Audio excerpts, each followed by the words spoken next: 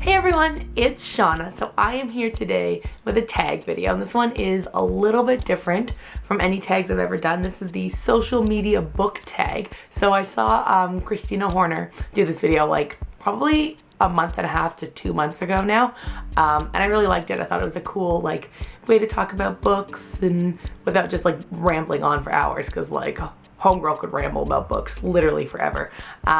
So anyway, I saw Christina do this video and I thought it was really cool, so I thought I would do it. So that's what I'm gonna do today, so let's get started. I don't actually have this book with me because I don't own it. I borrowed it from the public library and then I had to return it. But it would have to be The Giver, which I feel like a lot of people have said that, and maybe it's because the movie came out. Is the movie out? I'm pretty sure the movie's out. Maybe because the movie came out so people are like rereading it. That's why I reread it. But it was like, I mentioned this in my favorites video, but The Giver was like the very first like dystopian book I ever read. I read it back in junior high, like probably 10 or 11 years ago. Yeah, it was like the first dystopian book that I ever read before I even knew like what the word dystopia was. This one was kind of hard to come up with one for because I don't really feel pressured into reading things. Usually someone just says like the name of a book and I'm like, oh, I'll go read that. But the only one I could think of was Twilight, which I read like 6 years ago. I read this in my first year of university in 2008, and I feel like it was a book that was like, I'd never heard of it, and then all of a sudden everyone I knew was reading it, and it was just got like really popular really fast. So I guess I was sort of pressured into reading this, and like I read all four of them. I own all four of them, and like I don't regret reading them. It's not like one of my favorite series ever, especially compared to some of the other stuff that's out there, but like I don't regret reading it.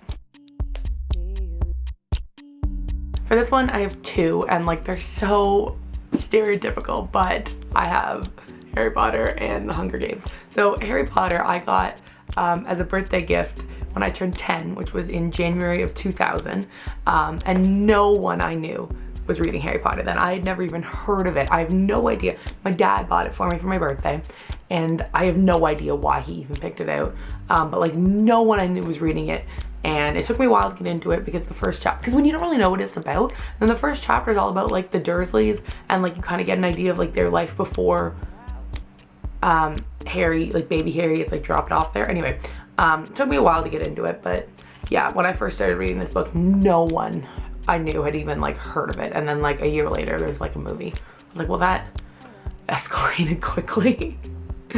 Yeah, and then the other one that I read before it was cool was The Hunger Games, and a lot of people I watched on YouTube were reading this, so like it wasn't like I just picked it up off the shelf. I was like, this looks interesting. Like a lot of people I followed on YouTube were reading this, but no one I knew in real life was reading it. So like I started reading it and everyone was like, what are you reading? And I was like, well, it's like, I still didn't know the word like dystopia, and I was like, you know, like The Giver, and how like it's set in like our world, but like it's different.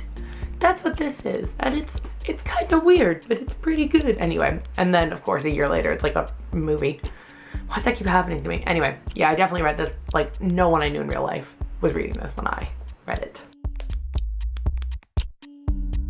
This one was also pretty hard to come up with an answer for because most books that I read I like. There's, other than like a couple books I had to read for school back in like junior high or high school, almost every book I've read I've liked, so it's like, why would I not remember if I liked it? Because of course I liked it. But the one I picked was The Blind Side, and I love this movie. But I remember that like reading this book, it's like really different from the movie, like really different. Which I guess, you know, I saw the movie before I read the book, because I don't even know if I knew it was based on a true story, but I didn't know if I knew there was a book. I like the movie, and I like the overall like story and how it's based on a true story, but I know the book, just the way it's written, is really different than the movie, and I don't remember if that was a good thing or a bad thing. For this one, I don't usually Instagram the book covers because they're pretty. I Instagram them because I want people to know what I'm reading if they have an opinion, but I know I did Instagram this book like 2 years ago when I read it for the first time. It's Uglies by Scott Westerfeld. I know I did Instagram it, and it's a cool cover actually. When you look at it, kind of that eye though, it's coming for you. Yeah, and I love this book.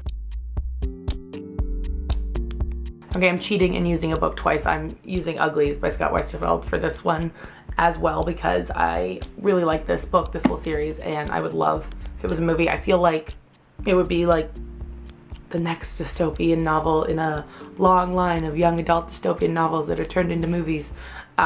Maybe like not yet. Maybe we need a little break from dystopian young adult books being turned into movies. Maybe. But I think this would be really cool. This whole series, the Ugly series. I think it'd be really cool to see it as a movie or even a TV show. They should make books into TV shows. I saw something the other day on Tumblr and it was about like Harry Potter. Like what if they turned it into a TV show and like every episode was, or every season was one of the books and every episode was like a chapter and it would just be like so much Harry Potter. Then they wouldn't have to cut things out.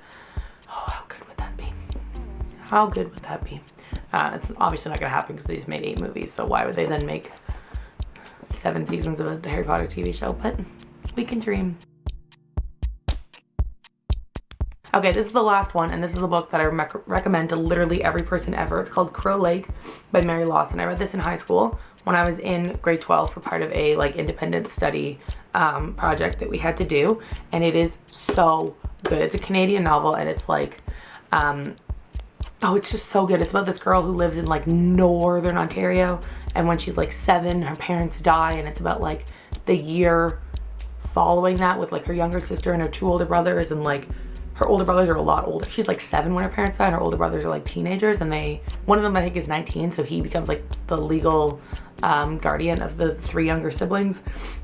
And so it's like that year of their life, but then it's like mixed in with like her as an adult, like present day, her like thoughts and feelings and stuff, and she's going back to Crow Lake for someone's birthday, and like, oh my goodness, it's just so much feels. Such a good book. I think maybe because it's like Canadian or something, like it's not very well known. But yeah, this is one of my favorite books of all time, and if you can find it, you should read it because it is so good. So good. So this has been the social media book tag, and I tag all of you. So I will leave the questions down in the description, and you can either leave your answers in a comment or you can film your answers and let me know that you've done the video, and I will go watch it because I'd love to see what books you guys have for all of these categories, I guess. And if you enjoyed this video, please give it a thumbs up. I would really appreciate it, and don't forget to subscribe so you don't miss the next time I post a video. Thanks for watching. Bye.